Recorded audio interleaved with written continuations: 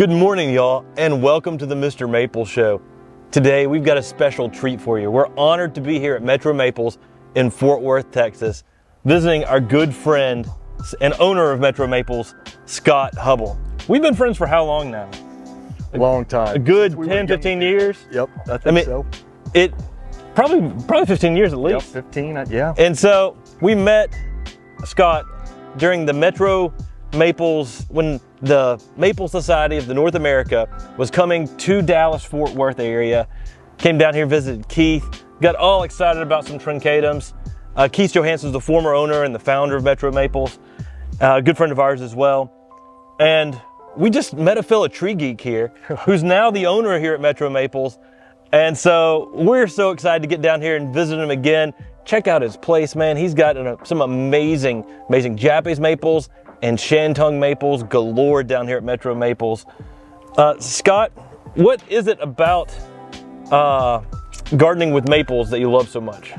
Just all the minor differences. The color, spectacular. The form of the trees. A lot of time I talk to customers and talk to them about appreciating the trees out of leaf. To me is almost just as big as seeing them with the foliage on them.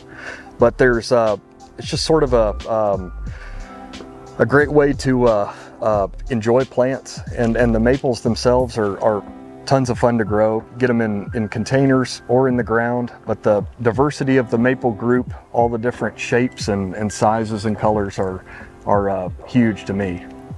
So this guy, maple expert, but he's also a bonsai expert. So today what we're bringing you is some Japanese maples that he's had an excellent success with rooting for possible bonsais in the future. And there's ones that have been selected for being able to be turned into a good bonsai as well. So we'll talk about that as well. Get excited, go ahead and smash that like button. And guys, before we even get started, if you're in the Dallas-Fort Worth area, you gotta come by and check out this place. He's got some of the coolest trees ever. It gets me geeking out when I come and visit.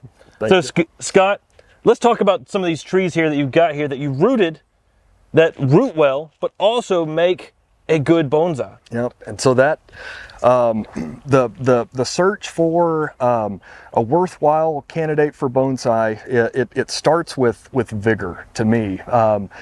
There are a lot of these varieties that could be rooted from cuttings, but they would be either really unstable or incredibly slow on their own roots. So trying to find varieties that are not only capable of working on their own root system, but capable of growing at a pace that you can develop the tree in a reasonable amount of time. Those details are what I look at most, and there are some great standouts that we root out here that are in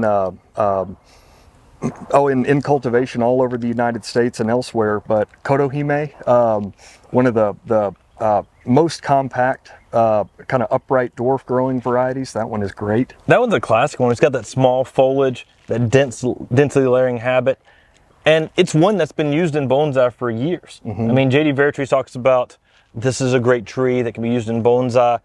And on his catalog from Maplewood Nurseries, he actually offered that one as a rooted cutting. It's got a little star beside of it, great for rooted cuttings for bonsai. And so it's really cool seeing you continue sort of that idea in producing this tree by rooted cutting. No, it's a fun one to grow, and there's a man also in Rochester, New York named William Valvanis, who is one of the pioneers as far as American bonsai is concerned, and some of the specimen Kotohime that are in his collection are absolutely incredible. He's published some photos and videos of those over the years, and that's great material to look at, see something to aspire to with one of these. What is it about Kotohime that makes it so great for bonsai? It's incredibly fast growing and vigorous, but it doesn't tend to lose the short internode spacing. Even when you get it to grow at a good pace, the spacing of those buds is still very usable and workable for a tree of any size, whether it be a real small plant ultimately as bonsai or a larger tree.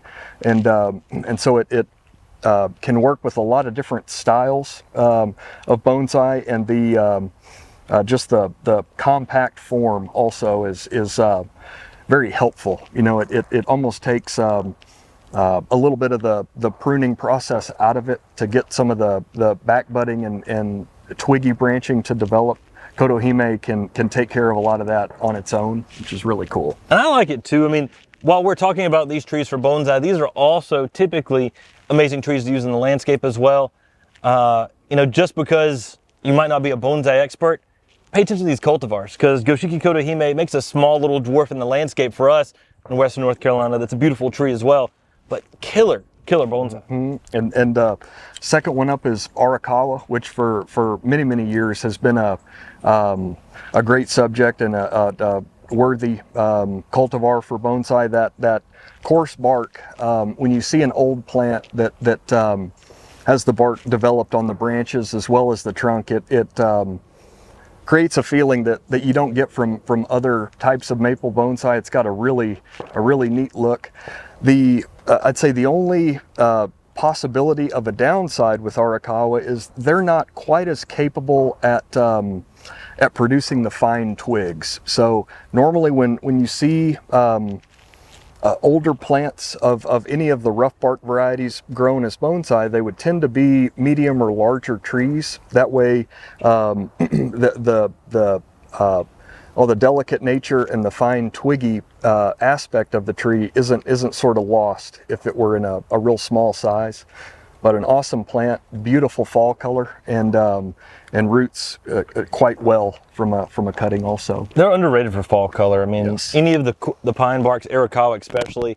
I mean, Arakawa for me is one of those plants that just rocks it out there with that bark. And what that does is it gives you the age appearance. The tree might be younger, but the bark, as it develops that pine barking, it gives appearance that the tree is 100 years old. Yep. And the tree may only be, 6 to 10 years old. Yep.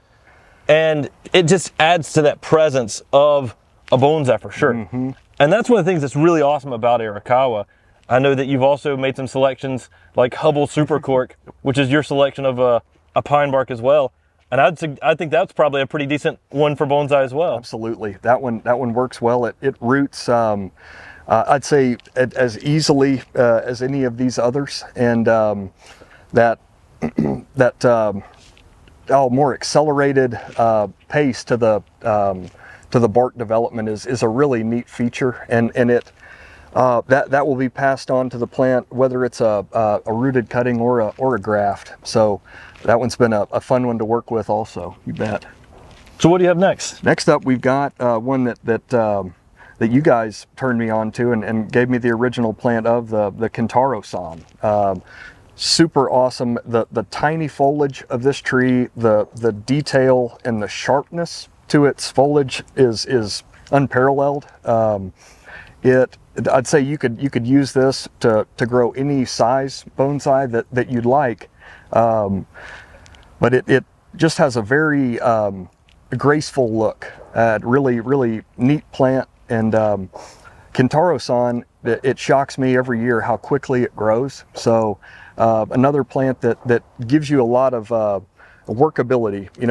You can grow it to thicken areas, cut it back hard, and it will respond to all that very well. And yeah, it's an awesome plant to have in the fold for sure. I like it because you can get that small foliage on Kintaro-san. The new growth gets a little deeper divisions in it, which gives it a unique texture. Mm-hmm. But we're also talking about Kintaro-san. This is a selection by Mr. Kintaro, who is a bonsai expert in France, who trained in Japan. And so this is the tree that he selected that he thought would be a top bonsai plant. That's one of the reasons when I knew Scott was interested in bonsai, I was like, you've got to get Kintaro-san, dude, because this plant, it's the creme de la creme when it comes to bonsai. It is. It has really neat qualities too when it's pruned hard. The strength of the growth rate, it allows it to back bud very vigorously in a way that would be helpful. Sometimes when you cut something hard, there's maybe more work involved in bud selection, you know, removing a number of buds in an area to just give you one or two that gradually will develop branches. Kintaro-san, I would consider it a little bit more user-friendly, and a lot of times when it does back bud like that, you get pairs that will grow twigs the way that you're hoping to grow them, and a really fun plant to work with. Yeah.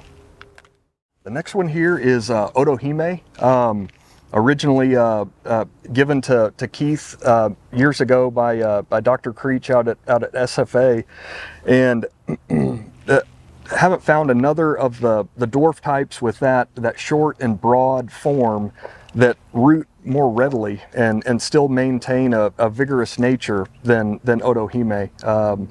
The leaf color in the spring is fantastic, you know, with the red border on that light green foliage. The nature of the plant, it is almost conducive to working with the tree in a bonsai style. The way the branches want to spread, rather than grow more upright, it's helpful when you're working on one of these, and just a really cool plant to grow, either in the landscape or as bonsai. Mm-hmm.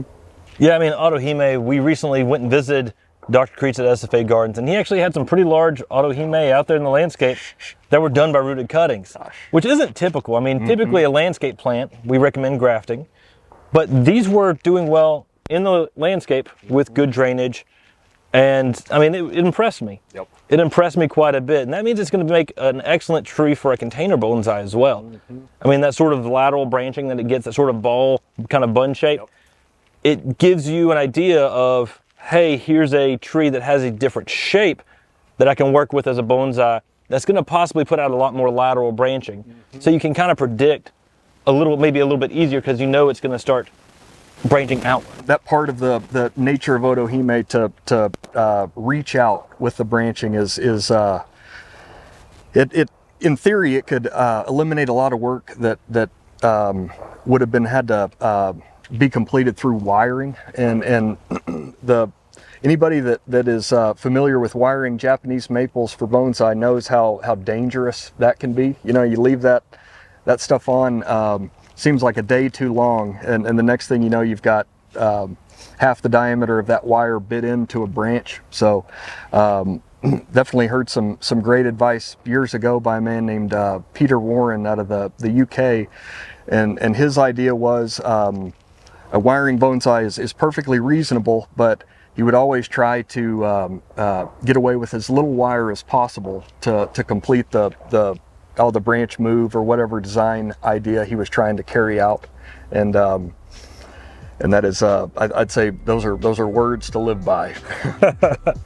If you're in the Dallas-Fort Worth area, you should definitely come by and check out Scott Hubble at MrMaples. It's MrMaples.com. They've got some amazing plants, and this guy, he's a bonsai expert. So if you're into bonsai, come ask him some questions. He can steer you in the right direction for bonsai and Japanese maples. If you happen to live somewhere else, you know, you can start out with a grafted plant, put it in the ground, and do rooted cuttings or air layering it off of that to then start your own bonsais as well. Scott, thank you so much for jumping in and sharing your expertise with us. Thank you all so much. Make sure you're subscribed to the Mr. Maple Show on YouTube. Take care, God bless, and have a great day.